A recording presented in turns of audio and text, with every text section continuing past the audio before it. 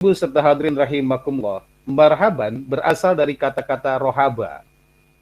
Rohaba itu biasanya ketika ada tamu yang datang dan pemilik rumah menganggap bahwa tamu itu adalah orang yang mulia, pihak yang dimuliakan.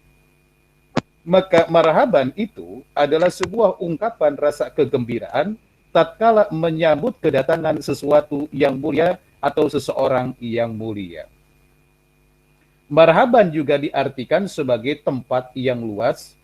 Marhaban juga diartikan sebagai tempat berhentian penghentian sementara untuk seorang musafir untuk memperbaiki kendaraannya, mengisi perbekalannya untuk melanjutkan sebuah perjalanan yang cukup jauh. Di dalam berbagai kamus saya temukan arti marhaban itu tidak kurang dari 8 arti. Yang pertama, arti marhaban itu adalah mengelu-elukan, menyebutkan, mengagung-agungkan. Yang kedua, arti marhaban itu sendiri adalah melapangkan ataupun meluaskan. Yang ketiga, arti daripada marhaban itu adalah mempersilahkan. Yang keempat, arti daripada marhaban itu adalah dengan hati yang terbuka. Yang kelima, arti daripada marhaban itu adalah lapang dada. Keenam, arti daripada marhaban itu adalah hatinya lepas tanpa adanya beban apapun. Yang ketujuh, arti daripada marhaban itu adalah pelataran yang luas. Dan yang kedelapan adalah ruang yang terdepan. Itu arti marhaban. Artinya, kalau kita mengambil makna daripada marhaban ya Ramadan, marhaban ya Ramadan itu bukan menggambarkan kepada hal yang akan disambutnya, tapi menggambarkan terhadap keberadaan. Nah, suaranya yang mana yang gedein teh? Oh. Ini ada suara yang masuk, Pak. Punten dimatikan dulu, Pak, ini. Pak Suparman yang masuk.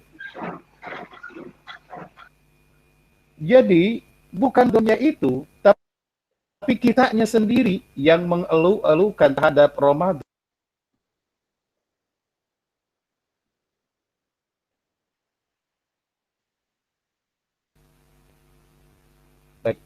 Kita sendiri yang mengeluh-elukan Ramadan. Kita sendiri yang meluaskan dan melapangkan dada kita untuk kedatangan bulan Ramadan. Kita sendiri yang mempersiapkan diri kita untuk mempersilakan Ramadan datang terhadap diri kita dengan hati yang terbuka, dengan tanpa beban yang ada dalam diri kita, dengan mempersiapkan ruangan terdepan dalam hati kita untuk menyambut datangnya bulan Ramadan. Itulah makna sesungguhnya daripada kata-kata marhaban. Sehingga ketika kalimat marhaban itu disatukan dengan Ramadan, artinya bukan hanya selamat datang. Kami telah membuka lapang dada kami untuk diisi dan dihadiri dengan Ramadan.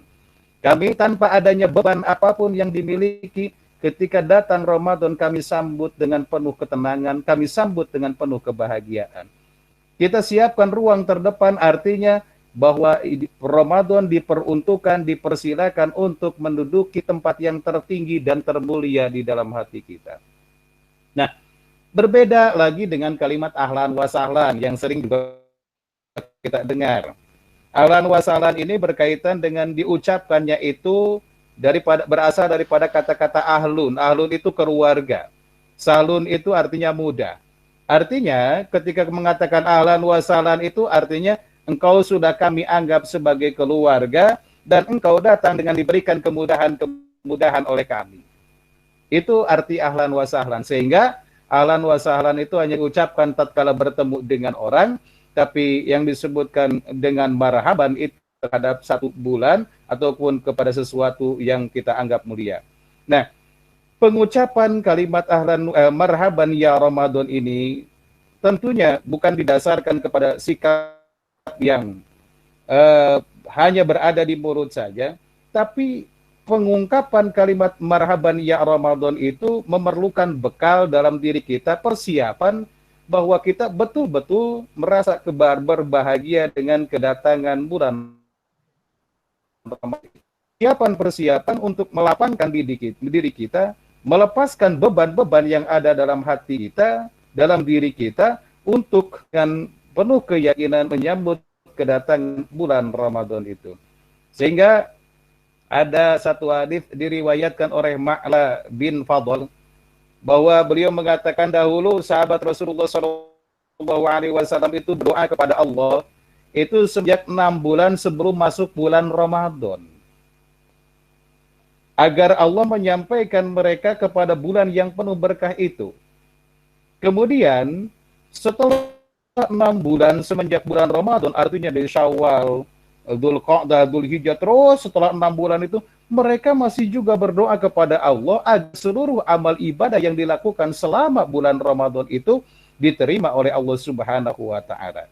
Di antara doa yang sering diungkapkan, yang sering dipanjatkan oleh para sahabat Rasulullah SAW itu, mereka mengatakan, Allahumma sallimna li Ramadan wa sallim Ramadana lana wa sallimhu lana mutaqabbala. Ya Allah, sampaikanlah aku ke dalam bulan Ramadan dalam keadaan selamat. Ya Allah, selamatkanlah aku saat datangnya bulan Ramadan. Ya Allah, selamatkanlah amal ibadahku di dalam bulan Ramadan sehingga menjadi orang-orang yang diterima oleh Allah Subhanahu wa taala. Itu begitu ungkapan kerinduan mereka terhadap bulan Ramadan itu. Jadi tergambar dari kata-katanya, tergambar dari ucapannya, bahwa mereka sangat betul-betul menikmati Ramadan dan menerima Ramadan dengan penuh kebahagiaan. Hadirin rahimakumullah, Ramadan diawali dengan terbitnya hilal di awal bulan Ramadan. Rasulullah mengatakan, sumu li ru'yatihi wa aftiru li ru'yatihi. Berpuasalah kamu sekalian karena melihat terhadap hilal, dan berbukalah karena melihat hilal. Gitu ya. Wa in gubiya fakmalu iddata Sya'ban. Maka tatkala nanti kalaupun tertutup hilal itu tidak bisa dilihat, maka sempurnakanlah bulan Sya'ban itu menjadi 30 hari. Ada istilah nanti yang disebutkan dengan sidang itsbat penentuan tanggal 1 Ramadan. Maka kita akan mengikuti terhadap sidang itu, keputusan itu, karena mereka lah para ahli untuk bisa melihat dan menentukan bulan Ramadan ataupun awal bulan Ramadan. Hadirin rahimakumullah,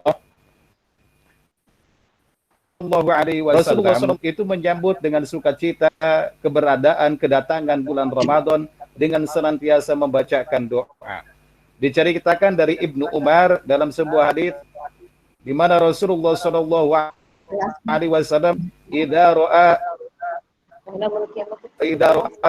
jika Rasulullah SAW telah melihat hilal bulan Ramadan, beliau mengatakan Allahu Akbar. Beliau yang ucapkan pertama kali ketika datang bulan Ramadan itu ucapan takbir, Allahu Akbar. Kemudian beliau berdoa, Allahumma ahillan lahu alaina bil amni wal imani was salamatal islami wat taufiqi lima yuhibbu rabbuna wa yarda. Rabbuna wa rabbuka Allah. Kata Ibnu Umar, bila Rasulullah hilal itu membaca takbir, kemudian beliau berdoa, ya Allah, jadikanlah hilal ini bagi kami membawa keamanan, membawa keimanan, membawa keselamatan, membawa keislaman, membawa taufik kepada yang dicintai oleh Rabb kami, yaitu Allah, dan diridhoinya. Sehingga kemudian Allah mengatakan, Rabb kami dan Rabb engkau, wahai hilal, adalah Allah Subhanahu wa ta'ala. Itu hadis, sebuah hadis yang diriwayatkan dari Ibnu Umar. Maka tatkala masuki awal bulan, Rasulullah SAW beserta para sahabat yang terus meningkatkan ketakwaan dirinya, menahan diri dari berbagai syahwat dan perbuatan yang dapat merusakkan kesempurnaan Ramadan. Mereka menutupi setiap celah syahwat dengan mengetuk setiap pintu kebajikan, seperti syahwat anggota tubuh, menyakiti orang lain, membicarakan orang lain lainnya. Semuanya dilakukan sejak terbit fajar sampai dengan tenggelam matahari dan terus-terusan. Rasulullah SAW menghidupkan siang dan malam dengan berbagai amal ibadah.